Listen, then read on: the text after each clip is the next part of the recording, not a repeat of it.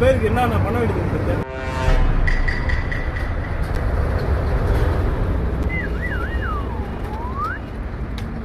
குடி, நல்லா குடி, எல்லா பிரச்சனையும் என் தள்ள ஏற்றி விட்டு.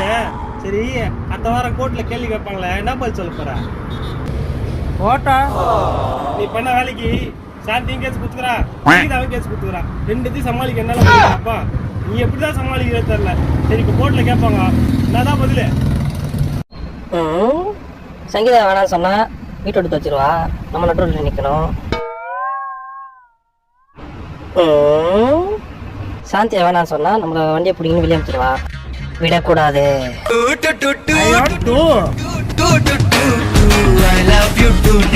மனித வடிவில் தெய்வம்,